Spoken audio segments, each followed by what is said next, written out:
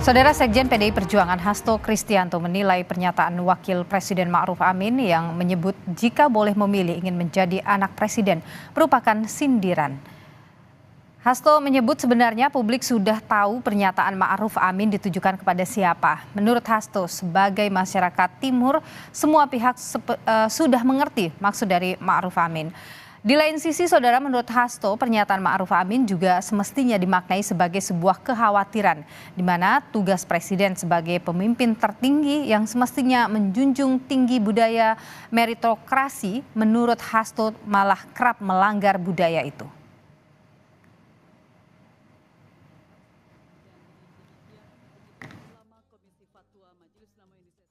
Ya, semua paham apa yang disampaikan oleh Pak Wapres, Pak Haji Ma'ruf Amin, yaitu ya, kalau kita sebagai bangsa Timur sangat memahami pernyataan tersebut, ya itu udah tahu mana yang ditujukan dari pernyataan Kiai Ma'ruf. Jadi ke orang terdekat juga gitu ya, Mas? Ya kita sudah tahu lah arahnya kemana. Jadi sekarang justru yang kita khawatirkan kan budaya proses yang seharusnya ditunjukkan oleh pemimpin tertinggi bangsa ini ternyata justru sering di-bypass melalui sebuah proses yang tidak mencerdaskan budaya meritokrasi, budaya mengukir prestasi. Wapres Ma'ruf Amin sebelumnya berbicara mengenai umat manusia yang bisa memilih beriman atau tidak serta menentukan jalan hidupnya saat pembukaan Ijtima Ulama Komisi Fatwa MUI se-Indonesia Rabu lalu. Namun Ma'ruf saudara mengatakan ada hal yang manusia tidak bisa pilih atau sudah merupakan keputusan Allah. Ma'ruf menyebut manusia tidak bisa memilih siapa orang tuanya. Ia pun mencontohkan jika bisa memilih orang tua, seorang anak akan memilih menjadi anak seorang presiden. Pak Gubernur, walaupun sekarang jadi Gubernur Bangka Belitung, lahirnya di Aceh, nggak bisa. Saya milihnya lahir di Bangka, nggak bisa. Betul? Nggak ada orang bisa milih saya mau lahir di mana, nggak ada. Majbur, makhurina, majburina. Orang tidak bisa milih siapa bapaknya, siapa ibunya. Apa bisa milih? Kalau bisa milih, bisa saja. Saya pengen jadi anak presiden. Tapi kan nggak bisa. Ya, itu majbur. Sementara itu, pengamat politik Ujang Komarudin menilai pernyataan Wakil Presiden Ma'ruf Amin yang ingin menjadi anak presiden sebagai sebuah sindiran tajam. Menurut Ujang, hal itu merujuk pada perilaku spesial yang didapatkan anak Presiden Jokowi sebagai imbas dari gugatan aturan hukum. Ia menyebut saat Gibran mendapat karpet merah maju Pilpres lewat putusan di Mahkamah Konstitusi, perilaku serupa diperoleh Kaisang lewat putusan gugatan PKPU di Mahkamah Agung. Tidak ada asap jika tidak ada api, tidak ada pernyataan kalau tidak ada problem, kalau tidak ada masalah. Oleh karena itu saya melihat apa yang disampaikan oleh Pak Ma'ruf Amin adalah bentuk sindiran, bentuk kekecewaan dalam hati yang ditumpahkan dalam pernyataannya itu. Karena memang anak presiden itu sangat spesial, kebijakan institusi bahkan mempengaruhi kepentingan bagi anak sang presiden itu untuk membuka jalur karpet merah bagi kepentingan politiknya. Membaca makna di balik pernyataan Wapres Ma'ruf Amin yang jika boleh memilih ia ingin menjadi anak seorang presiden. Kenapa Wapres tiba-tiba membuat perumpamaan atau pengandaian seperti ini? Dan siapa sebenarnya yang sedang disindir oleh Wapres? Kita perbincangkan hal ini, saudara, sudah ada juru bicara Wakil Presiden Mas Duki Bedlowi dan juga ada Direktur Eksekutif Indikator Politik Burhanuddin Mutadi. Selamat sore Bapak-Bapak, sehat selalu. Sore. Saya ingin ke Bu Mas Duki dulu ini soal pernyataan. Kenapa sih pernyataan ini bisa tiba-tiba keluar dari Wapres?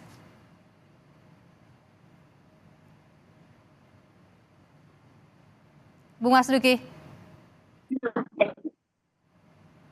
Ya, jadi pertama saya ingin menjelaskan dulu soalnya terlebih dahulu, ya, bahwa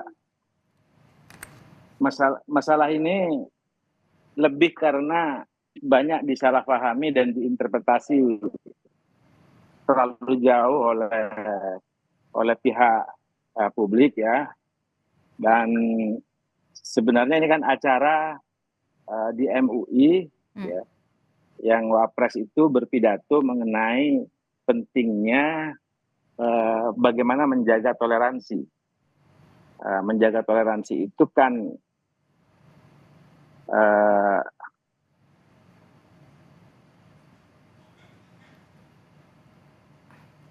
Oke, sepertinya kita ada masalah komunikasi dengan Bung Mas Dugi. Saya ke Bung Burhan. Kalau Pak Hasto menyebut atau Sekjen PDIP ini menyebut ya, Bung Burhan ya, bahwa publik ini udah tahu kok ini arahnya kemana, siapa yang disindir. Kalau Anda tahu ya siapa kira-kira yang dimaksud oleh Pak Ma'ruf Amin ini?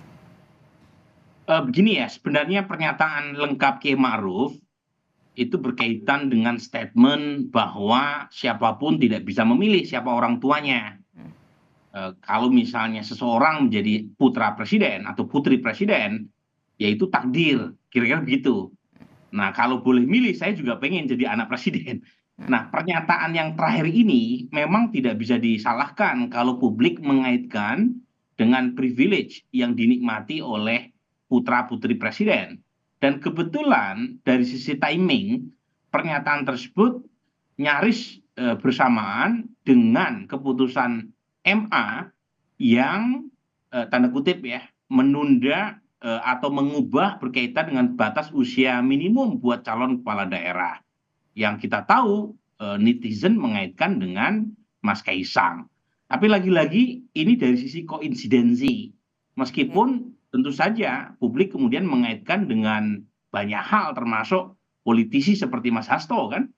Karena di saat Pak Jokowi saat itu tidak menghadiri untuk kali pertama ulang tahun PD Perjuangan Januari 2024 ketika hubungannya dengan PD Perjuangan sedang memburuk, Pak Kiai Ma'ruf kan datang dan kemudian berpose 3 jari dengan Ibu Mega. Jadi kaitan kesana kemari ini memang bumbu-bumbu politik. Oke, Anda tidak membaca bahwa ini adalah satir yang dikeluarkan oleh seorang Wapres? Menurut saya kalau satir aneh juga kan, masa Wapres menyindir presidennya sendiri. Tapi dugaan saya memang nggak bisa disalahkan juga sih kalau masyarakat mengaitkan dengan tadi dengan privilege yang dinikmati oleh anak presiden, apalagi timingnya kan nyaris bersamaan dengan keputusan MA. Oke, baik. Pak Badlawi, ini sebenarnya ada tidak sih dalam naskah pidato Pak Ma'ruf Amin? Enggak, jadi begini, itu kan improvisasi dari pidato Kiai Ma'ruf Amin. Yang konteksnya itu adalah pidato tentang mengenai pentingnya toleransi antara satu suku dengan suku yang lain. Di Indonesia ini kan sangat beragam. Ada yang dilahirkan itu dengan warnanya hitam, ada yang dilahirkan dengan warnanya putih dan seterusnya. Jadi beliau itu menjelaskan tentang konsep penciptaan Allah ya yang Maha Kuasa terhadap makhluk. Kata dia itu ada bahwa kita itu diciptakan dan kita tidak bisa berbuat apa-apa kecuali menerima. Misalnya kita diciptakan kenapa hidungnya pesek, kenapa hidungnya mancung dan seterusnya. Kenapa kulitnya putih, kenapa kulitnya hitam dan seterusnya. Termasuk akhirnya kenapa menjadi anaknya raja, menjadi anaknya pejabat tinggi, menjadi lahir menjadi anaknya presiden. Semuanya itu majbur istilahnya. Majbur itu artinya sesuatu yang memang given, nggak bisa kita tolak, gitu loh.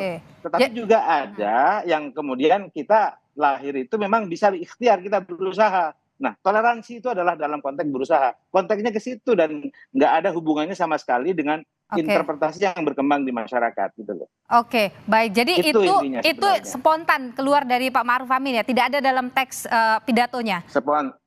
Tidak ada dalam teks spontan, tapi konteksnya adalah bahwa bagaimana kita mesti berikhtiar, berusaha, bertoleransi itu penting. Gitu. Oke, baik. Pak Wapres ini memang kan statementnya kemudian menuai perhatian publik begitu, tapi dan keluar di saat-saat timelinenya ini begitu kalau kita lihat setelah ada ramai kasus MA ini. Tapi apakah memang kita hanya melihat itu sebagai spontan saja atau tidak berkaitan dengan politik? Kita lanjutkan perbincangannya usai jeda berikut ini.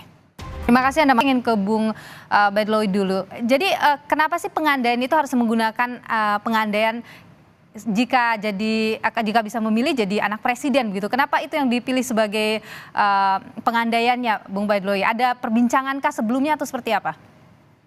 Enggak, jadi itu kan sesuatu hal yang dalam pidato-pidato tertentu Wapres ada teks, lalu kemudian juga biasanya dia memberikan ilustrasi yang sifatnya spontan. Dan bahkan itu di 2 event, karena kemarin itu kan memang rangkaian kunjungan, pertama ke Babel, yang kedua ke Aceh. Itu dua-duanya disebutkan itu, anak presiden, anak raja, menjadi anaknya pejabat tinggi, menjadi orang lahir, itu semuanya tidak dikehendaki oleh kita, itu Allah semata-mata, itu wilayah yang kita tidak bisa memilih, dia bilang. Tetapi juga ada wilayah yang kita bisa memilih. Jadi tidak benar kalau diinterpretasi bahwa seakan-akan itu adalah kekecewaan antara Pak Wapres kepada Presiden. Selama ini hubungan Wapres dengan Presiden baik-baik saja, nggak ada masalah itu. Bahkan berulang kali Wapres itu mengibaratkan dirinya itu, kalau saya itu kan dengan Presiden kan ibarat seperti main badminton double, supaya harus kompak. Itu yang selama ini dipertahankan oleh Wapres sampai saat ini terus, dan itu akan dipertahankan sampai akhir. Baik, Bu Bahlil, setelah ini ramai-ramai ada tanggapan dari Wapres, Pak Ma'ruf? Enggak, Wapres cuma tenang-tenang aja, gitu-gitu dia tahu aja, orang-orang yang ada aja bilang gitu aja. Nggak ada itu. Lalu saya baru ngobrol sama Wapres sebelum ini dan nggak ada masalah. Nggak ada itu, dia bilang gitu. Jadi Wapres tidak menanggapi ya saat ramai di luar ditafsirkan? Enggak. Oke, baik. Kalau menanggapi karena memang tidak ada maksud apa-apa. Baik, Bung Burhan, kita tahu kalau sebelumnya juga ya di awal tahun 2024 Wapres sempat juga menyinggung saat rame-rame Gibran ya, waktu itu menyinggung juga soal etika begitu, soal rasa malu dan etika, norma sebagainya. Sekarang muncul seperti apakah itu Anda melihat sebagai gambaran bahwa ada sikap sesuatu yang ditunjukkan oleh Wapres terhadap apa yang terjadi saat ini? Jadi itu yang tadi saya bilang ya, publik kemudian mengaitkan dengan rekaman statement dari Kiai Ma'ruf beberapa bulan belakangan.